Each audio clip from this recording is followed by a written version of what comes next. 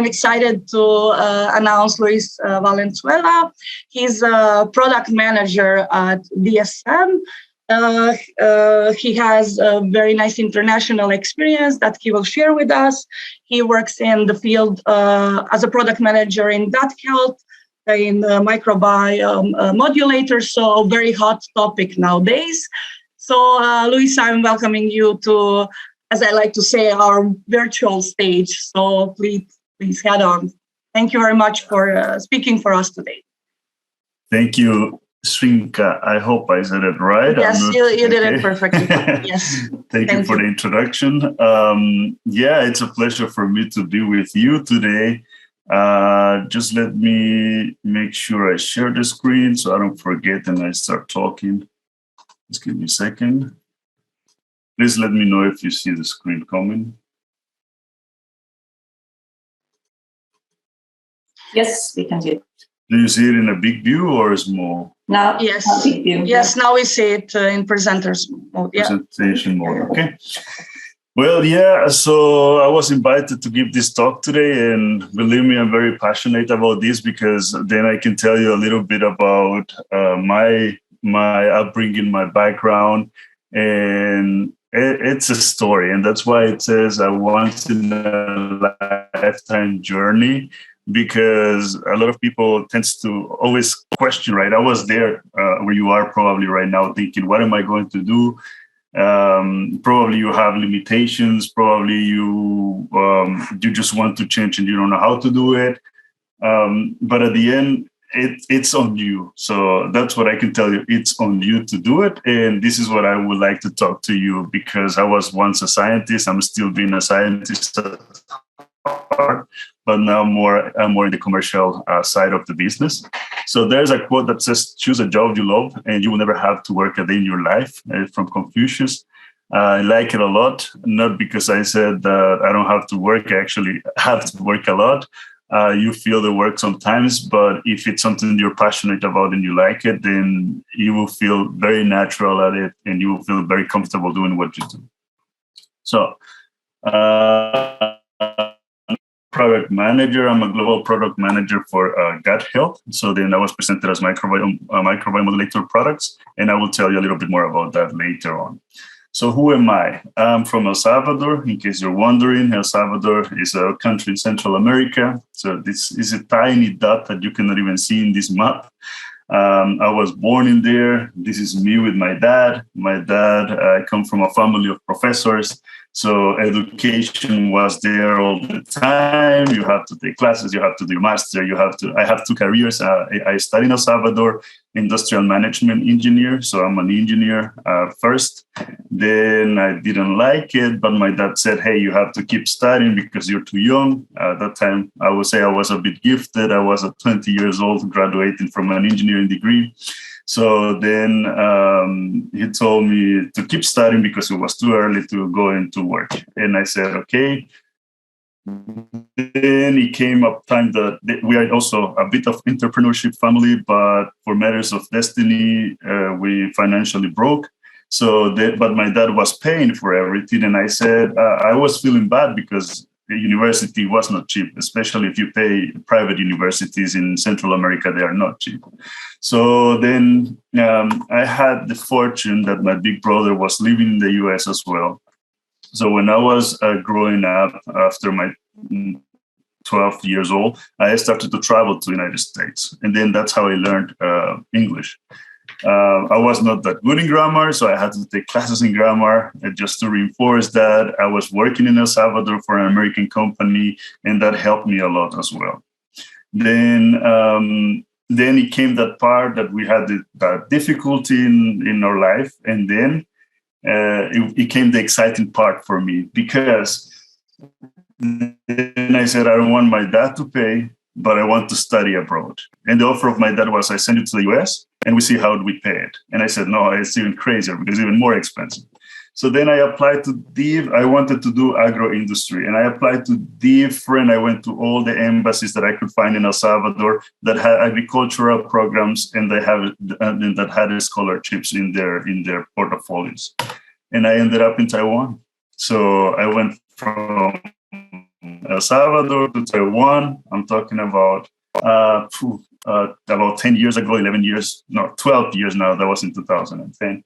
So 12 years, I decided to go to Taiwan. And so I went to study animal production. So that was the degree I chose. And I was in the Department of Agricultural Sciences at the university in Taiwan, Pingtung University. That's where I did my bachelor from scratch, animal science. Then I did my thesis on fish nutrition. I was awarded with a scholarship to do my master degree, also in Taiwan. And then after that was the question that you may have right now. What do I do? Do I keep doing science? Do I take my PhD? Or do I move to the industry? Luckily, and I will go into those details afterwards, I met many people that helped me to decide what I was going to do. And so here I am right now. I started to work for Biome, a previous company that is still in there, but it was acquired by this company called DSM. That's also in the similar field. So basically, I just transitioned from one company to the next, but at heart, I'm still being green in a way. So there is another thing. So I told you a lot about me right now, but in here I have Claudia from HR. There is always one question when it comes to an interview. Tell me about yourself, right? And if I go and tell you all this is a nice story, but it doesn't tell you, it tells you about who I am, but it doesn't tell you what I bring to the company, right? So if you are always wondering how to answer that question, for me, work in this way. First, let's say that now I apply for a different position internally in the organization. So then I will say what I'm doing right now at the moment. So currently who I am, what is my background, and what do I do in that position? So you have it in here. I will not read that. Then next, I will go into what I did. What did I achieve just in the past year? Okay, what steps were taken to achieve that in the past years of recent achievements?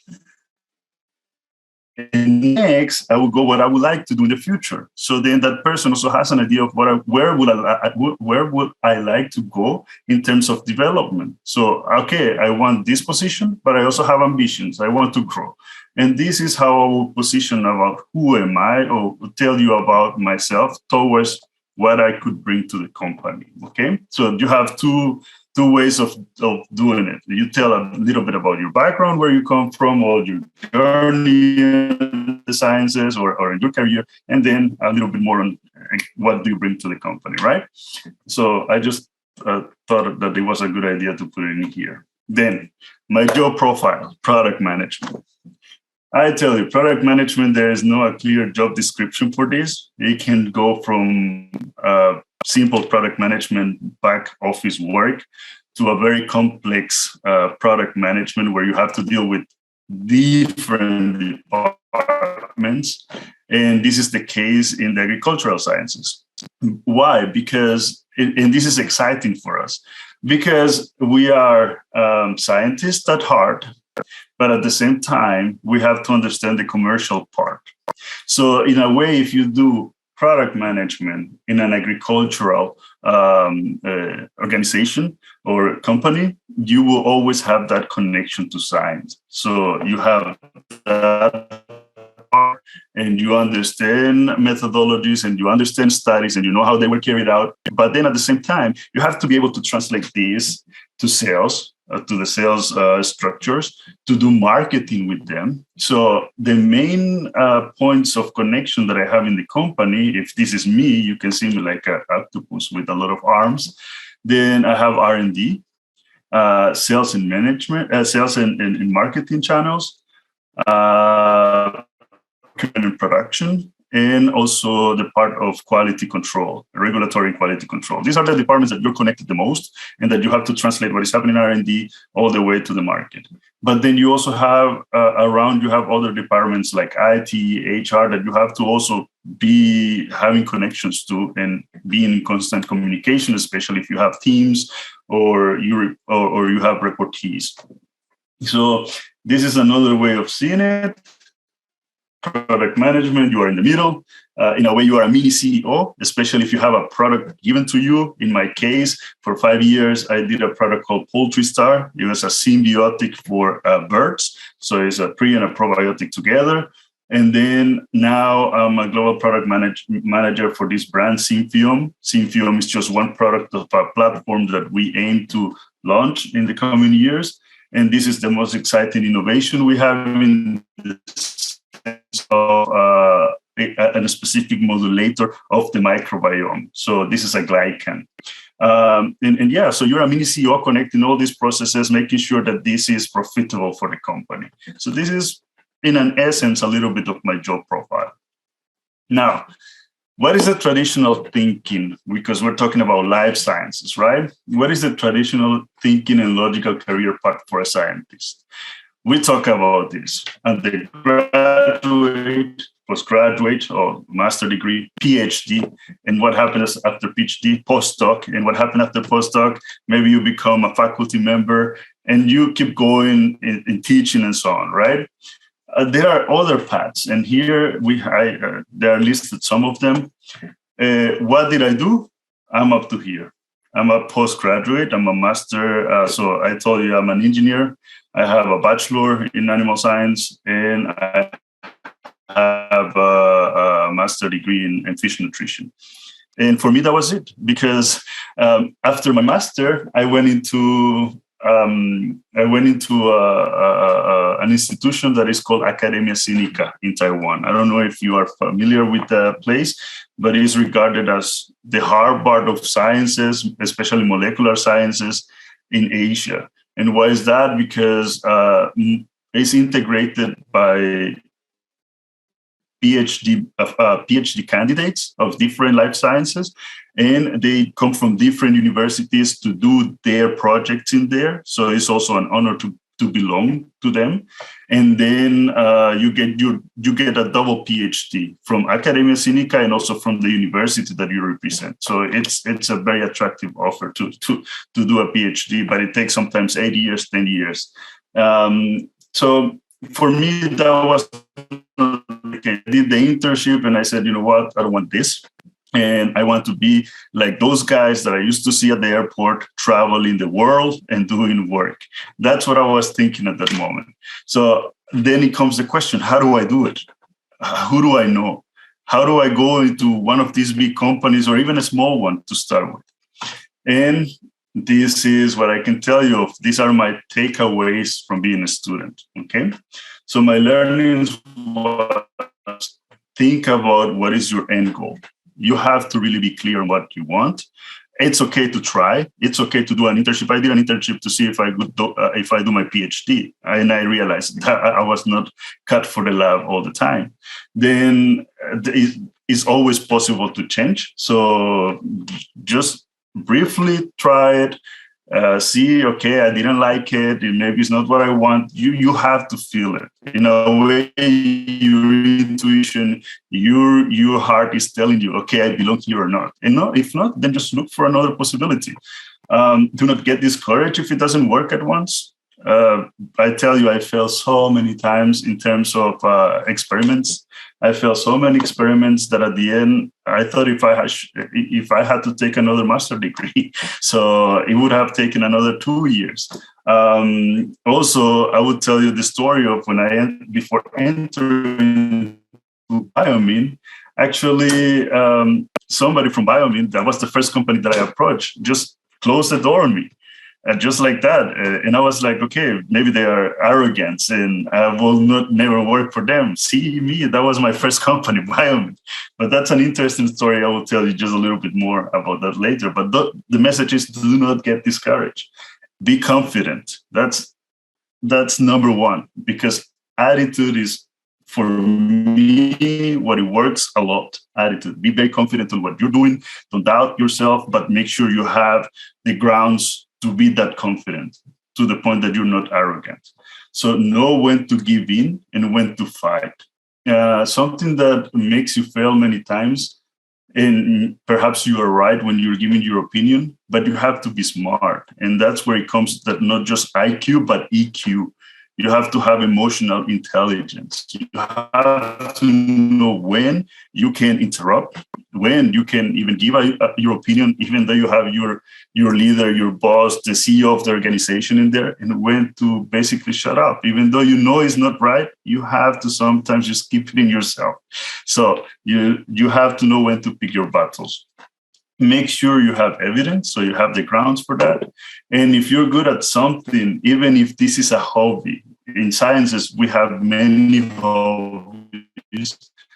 In my case, my hobby, in a way, are languages. I have been a bit lazy on the German one, but I speak Spanish, English, Chinese.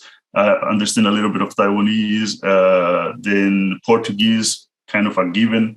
And now I'm Claudia, just to tell you, I'm starting with German now. So then why do I bring this? Because in a way, it's a bit of my hobby. Thinking a way to monetize that, because that would be like your first job. And when I was in Taiwan, that was my way of having a more comfortable living. I was teaching English or Spanish sometimes. Then we were talking about what skill sets you need. In something cool that I didn't know, you brought it up, Trinka, was that part of the skills, right? And transition skills that you need. I will say that between a scientist and a professional in a commercial fashion, a lot of skills are pretty similar. And I have listed here some. For example, the most prominent ones for me is problem solving. If you're a scientist, you have a problem, you have to prove it, you have to come up with a solution, have a hypothesis, etc. Then data, you have to manage data and analyze the data. You have to be able to communicate, even though you might not be gifted at verbal communication. You have to write a paper, and in a way, you have to write that paper for somebody to read it and understand it. And you have to adapt. Things doesn't go one way. Things change. Sometimes you have your advisor, but for some reason your advisor cannot keep you, or you have to move. Then you have to adapt to the situation, right?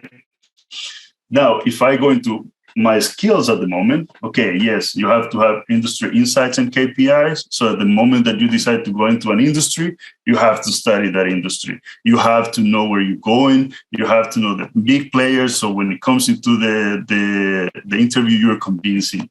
You have to have a strategic thinking. One of the things they gave me as a task environment before I enter was a 20-minute presentation, and I had to develop on a strategy to commercialize probiotic for chickens. So you have to think a little bit about that. Then guess what? I'm in this part: communication, negotiation, storytelling, adaptability, problem solving. In a way, not 100% similar, because the storytelling, it's something that you learn in a job, or you can be very good also lying to your parents to go for parties and so on. So you are a bit good in storytelling. In that sense, it comes the communication part, right? So negotiation, storytelling, this communication comes together. Okay, so quite similar. It's nothing that is out of this world. Then the steps that took me where I am right now, and I'm serious, this is what I did to be where I am. First, understood my strength and my weaknesses. Before starting my engineering degree, I wanted to become a doctor. But to be a doctor, you have to be, in a way, very dependent to your parents. And I was very independent since I was a teenager. So I was not able to do that. Then you have to understand, what are you good at it? And what is your weak point? So all that is like, in a company, you have to understand your competitors. You have to understand yourself. Once you decide what you want, make a plan. My plan, when I decided that I was going to the industry instead of staying doing my PhD, my plan was this, and I have it here. You can see. My plan was, at that moment, this was my CV, 1 page. Just decide, and I printed about 25 flyers, like CV flyers. I had done my paper for my master degree, and I went into this conference, the APA, the Asia Pacific Aquaculture Conference. I was partially sponsored by Nutriat because I met people in there and they helped me. And that was my plan. Go to that conference, know the industry, all the players in the industry, hand my CV as a flyer and see what opportunities they had. That was my plan. I'm happy and work. Kind of because there were some flaws in there. Then try to follow up the plan, stick to it. Don't be afraid to take that risk, because at the end, if you don't risk it, believe me, at some point you will regret. And nobody dies for a no. I mean, that's the most you can get is no. It's not possible. No, we don't have a position. You can wait. Keep checking on the website. This is where the answers I get many times. Do not take no for an answer in that sense. Be consistent. I went to the websites, I read profiles of job profiles, and I applied to the ones I liked. Then do not let others influence you when the critics are not constructive. There will be always somebody telling you, and I remember this when I was talking to people, hey, I want to go to study, I think I want to go to Taiwan. I didn't even have the scholarship at that point, and people telling me and doubting about it. They were saying, haha, yeah, you're going to study with the Chinese people, right? Ha ha ha, you. I mean, come on, work for it. Don't let that distract you. Don't let people tell you, no, you cannot do it. You can do it. I came from a third world country, but I wanted to do it. You push for it. You find the ways of doing it. There's always a way to do something.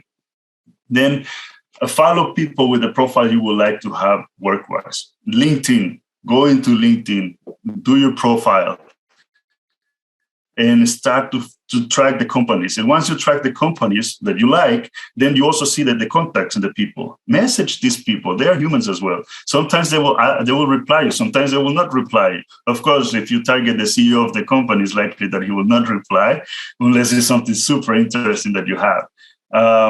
Then be open-minded and get ready. Get ready, because once you get the opportunity, take it and go for it. I'm almost finishing. My advice in this case will be work on your attitude. Attitude is number one. Here it says attitude is 80%. I wouldn't put it that high, but yes, attitude is weighs a lot. Skills and efforts will be, I would say, 50-50. And sometimes what it makes the difference is the attitude you have in an interview.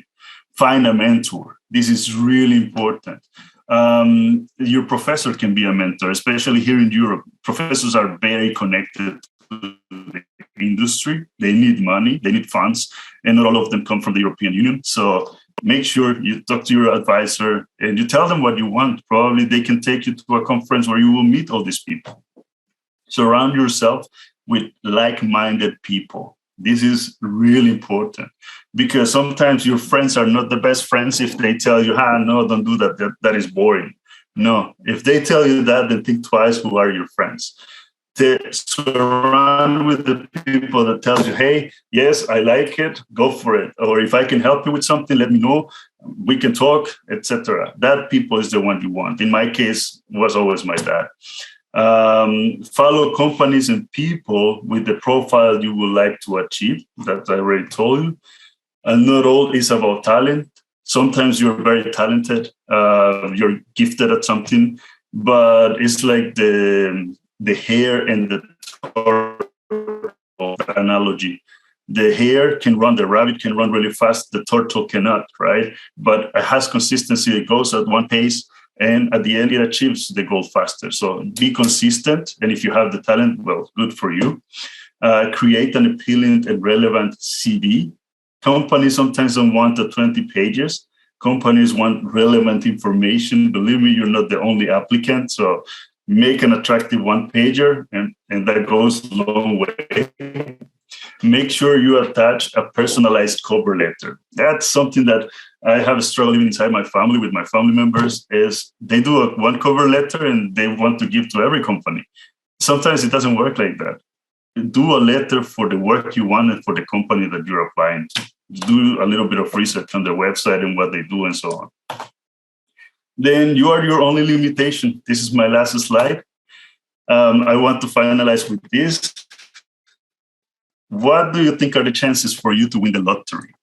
It's 1 in 8 million. Those are the chances. Still, we go and sometimes buy a lotto ticket, right?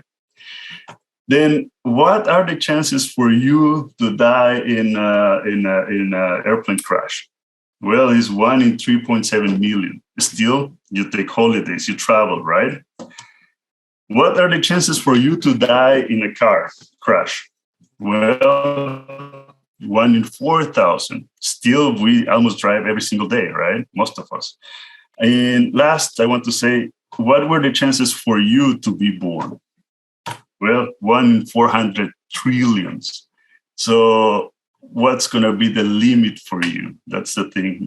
Just think about that. Where are the limitations? You have no limitation. Yourself, your mind is the only limitation. At least that's what it worked for me. Thank you. That's all I have. Thank you, Luis. This was really impressive story. I liked how you built up your story and all the advice you gave us. You really seem like a proactive person and a go-getter. So that's really motivating for the whole audience. And I think you brought the motivation for to do and not observe. Thank you. So yeah, and first of all, I would like to invite the whole audience to write their question in the chat. You're also, of course, welcome to put your question via microphone. Just please do announce in the chat. Also, what I wanted to say is, can everybody please write your first, last name, your institute or where you study, just so we see the diversity of our audience. Good. So I will then, if we don't have questions in the chat already. Another thing, the last thing is, use just if you are interested in talking to me or something like that, just look for my name. You have it in the posters, Luis Valenzuela in LinkedIn, and you can send me a message. I'll be happy to talk to you if you don't want to talk now. If you want to ask anything, just send me a message and I'll be happy to just reply to you. Like I told you, I was once there, and I always hope for somebody to tell me, to give me an insight or what to do. I cannot promise you I give you a job or I get you a job that I cannot do, but I can certainly tell you the steps that I took to do. Thank you. Thank you, Luis. That's really kind offer to our audience. Okay, great. We already have some questions. So Renata Haidu from Medical University of Innsbruck is thanking you for the presentation. Very motivating and useful, she says. Did you find the internship you did useful for the transition from academia to industry? No, I did not, because the internship I did was to continue into the science, to continue as a PhD student. So instead, actually was in a way useful to realize that it's not what I wanted, so that I had to make a change. But it was not to lead me into the commercial role that I wanted. No. Okay, thank you. Then we have Hina Mansour. She's asking how to ask someone for mentorship, and especially if you're a beginner. How to define your objectives and what you want to get out of that connection. Yeah, this takes some time. First of all, you have to reflect on yourself in the sense of what are you really good at it? Because there are two things. What are you good at it and what do you like? These are two different things. Sometimes it's not the same. Something that I didn't say before, I'm a professional swimmer in a way that I also competed for my country. I did it for 16 years and I liked a particular style that was a breaststroke, so like a frog. But I was not good at it, and I was good at back roll, so backstroke, and in there I had records. So I had to do in a way what I was good at it, not what I liked in that case. And it's similar in this sense. You have to think about it. What do you like? What am I good about? Can I make a living on what I am good at it, and also what I like to do? And so in this sense, you start to put your objectives and what are the steps to go to that place. In that case will be find a mentor. How do you find a mentor? Two ways. Social media, number one. You can check for the people like, okay, I want to become a product manager. Okay, I give you one easy. That's me. I can, in a way, not mentor you because we need to get to know each other. But how did I find my mentors was we had classes where we had people from the industry coming to us. For example, it was feed technology was one, fish nutrition was another one. And this is people that is in the industry is already working. And then they are not professors, they are lecturers. And with them, I established connections that helped me to where I am right now. They gave me advices. They told me how to do my research and so on, in order to make it appealing to when it's presented to the industry. Yeah, so that's how you find mentors. Okay, great. Okay, and then we have another question from Renata. Did you take any online courses that might help for the transition? And if yes, what were they focused on? I would say that I didn't take courses for the transition. I took courses that I always thought will be useful. And some of them are in a way of presenting.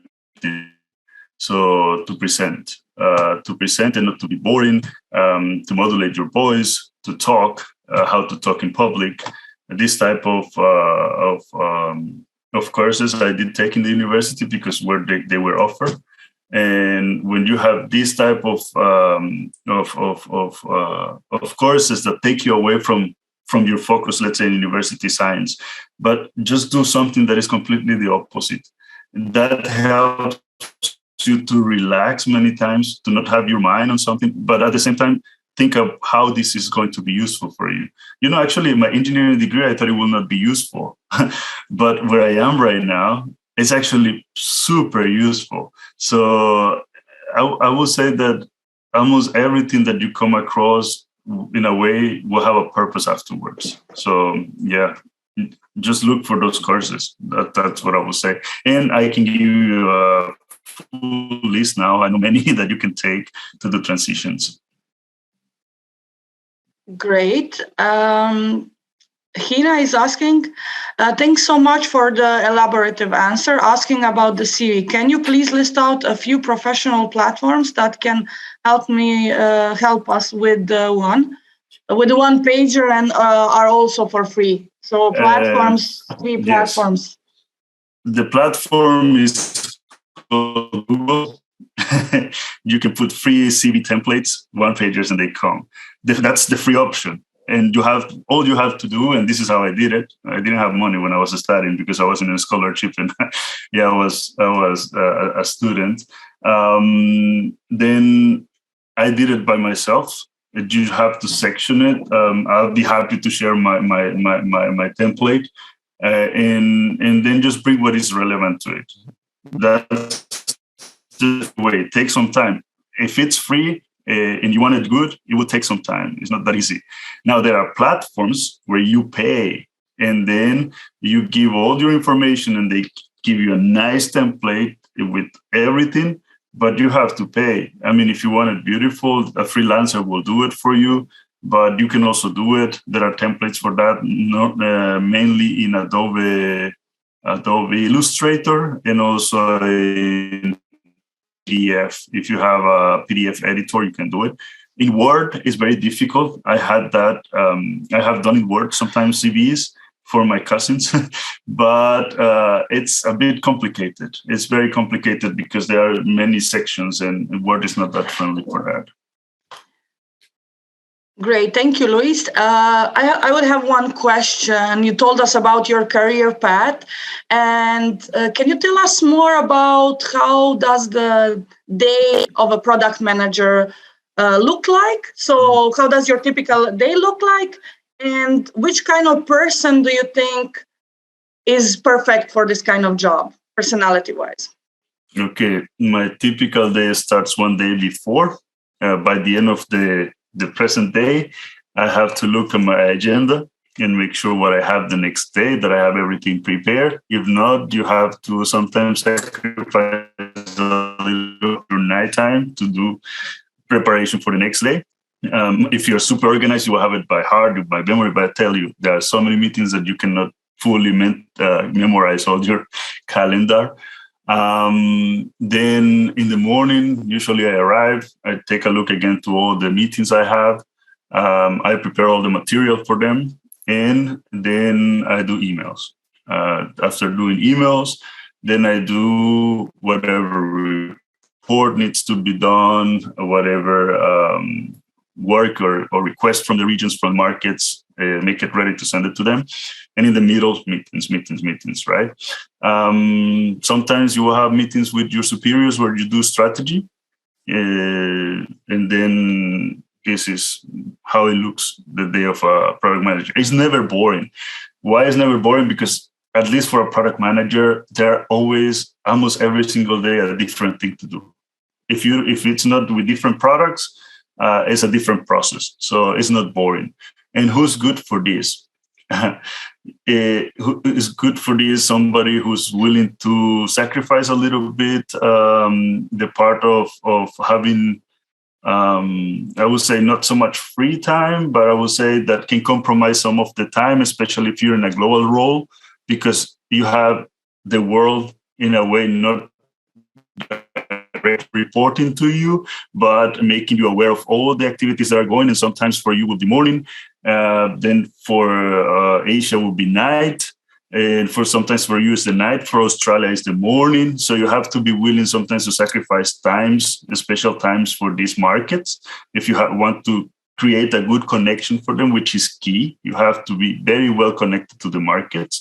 And also you have to be very open and not a prejudgment of people. That's very important, because sometimes, especially when you are acquired by a company, you have new colleagues at the beginning. And I actually had the case. I didn't like somebody just by the get-go.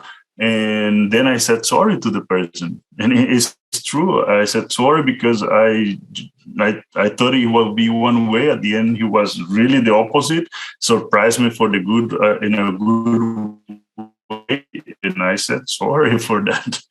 Yeah, because I was not being the nice guy that I normally are with everybody. Yeah. Would you say maybe also because some of the skills that you listed in product management job, you said storytelling, networking, facilitating communication between different departments. Would you say that somebody more extroverted or social butterfly would be, or it doesn't matter whether someone is extroverted or introverted when it comes to... You wouldn't believe it, but I'm an introvert. Actually, both can do the job. It's just to find the balance on yourself. When I enter the company, I'm very, very balanced, and I can switch between one and another one upon convenience, actually. But it has taken me 5 years on the job. But when I enter, I was very extroverted and very strong personality. When you do this test, 16 type personalities and the disc that we used to do in the company, I was a very, let's say, red person in a way. This is good for the entry level, perhaps, because you come and you show off and you want to put yourself out there and you want to create trust with people and connections and networking on. But as it comes and you develop into the job, you realize that you have to be in a way balanced as well, because if not, people perceive you as a too strong personality. Some of them are not comfortable with you, especially when you work in an environment that is linked to science. There are a lot of people that is very introvert and they will not talk to you because sometimes you will just come on top and this is not what you want. So yeah, you have to be away in a balance. And why I'm an introvert now is because this job demands a lot of energy. So for me to recharge is when I'm alone. So Okay. I always try to look for those spaces where I can be alone with myself and recharge. Yeah. Okay, so you say it's always about the balance. Good, thank you. Exactly. And yeah. And then we have another question about the CV. Is it a good strategy to leave a one-pager for each industry or role? What are the 3 or 4 page CVs for?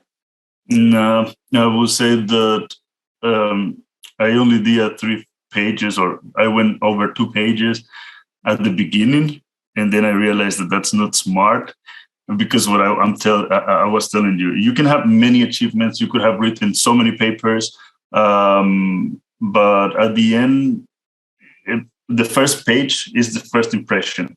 So if you can do the one pager first, and you have not for each industry or role 1 page, but a cover letter, the cover letter that I will give to Claudia in DSM will not be the same one that I will give to ex-competitor, to a company that is similar. Because then that cover letter, I will tailor it to that job that I'm applying, and I will name that company and why I want to work to that company, what makes that company different, and why I want to work for them. In the market, they may be leaders in a certain field. So that is the critical part. So the cover letter for me will be tailored to that company that I'm applying and to the position that I'm applying. But the CV, I will leave it the same into 1, max 2 pages. And the second page, I will use it for awards or literature that you have written, or contributions that you have done, achievements, these things. But you should be able to summarize in 1 page yourself. Great, thank you. Then Hina is having another question. What are the kind of skills or experience one needs to have to apply for entry-level jobs, especially when the job market is really tough? Actually, the job market is tough, but when it's an entry position, and they put it like, if you go into LinkedIn, it says the position junior product manager entry level, right? So then they are expecting somebody already from university or not so much experience, so they will not be really tough at you. If it's a mid-level senior position, you have to expect a lot of interviewers. I had a round of 8 interviewers, so yes, you have to expect a big crowd, a lot of questions. But the skills, well, like I told you, it depends on the job as well. But if it's commercial job, you have to bring your attitude, your A game. So you have to be in a way likable. Smile. This is not a skill, but this is I wouldn't say that you have to bring the skills, because the interviewer has 20 minutes, 40 minutes, 1 hour. They will not know your skills at that moment. And I can write in my first CV for Biome, I wrote I would say 20 different skills. I cannot prove those skills at that moment. But when you are in the job, let's say you get the job, first of all, problem solving, that's critical, because you are there to learn. And when you detect something, that's another thing. Observe. You have to observe. Once you observe, you know that there's a problem. How can you solve it? Be proactive. This is another one. Be proactive. Bring something they didn't ask you, but you say, hey, to one person. Don't try to show off in a group, because might be that they already considered that idea, or might be that it's totally wrong. So the person who has the problem just comes nicely, said, hey, I saw that we have this situation. I observed during the meeting this. I think this is what I think. Do you think you can make a change? The idea to do it this way? Let them see you. Let them see that you actually contribute to something. And that will help you to go up into the ladder really fast. Yeah. Okay, then we have another question. Do you see any scope in getting something out from online courses in the actual field? The integration of that virtual knowledge without a concrete evidence sometimes. That's a long one. Yes, you can maybe open the chat. Yeah, I see. Do you see any scope in getting something out of the integration of a virtual knowledge without concrete evidence? Yeah. Sometimes, especially, I have taken many online courses now, especially with the pandemic. Can be also conferences. It can be that you attend 1 or 2 talks, webinars, for example, And I'll give you an example. You talk about antimicrobial resistance, antibiotics and things like that. Do you get something out of it? Yeah, you get to learn a lot of things, especially legislations of Europe. Do you get sometimes the law given to you that you can come to your customer and say, hey, here is the actual paper that says this and this and that? No, but at least you have an idea where the market is going, what the trends are, and how you can talk then later in terms of benefit of what you bring to your customers. So yeah, there's always, like I said, if you have a course and you have to see, at least from the summary, the abstract, the title, what it is. And then you have to think, can I apply this to my job, or can I apply this to my research? Would it bring something to me? And then take it. If you think that it's just useless, or is for credits, if it's for credit, then take it as well. But if it's useless, that you think that it's completely useless and that you can do something better with your time, I would think twice. Yes. Yeah, sometimes it's not good because, too much information, sometimes you don't even know what to do with it. Thank you, Luis. If we don't have further questions, I would like to thank you for your talk, for all the insightful input you gave and shared with us.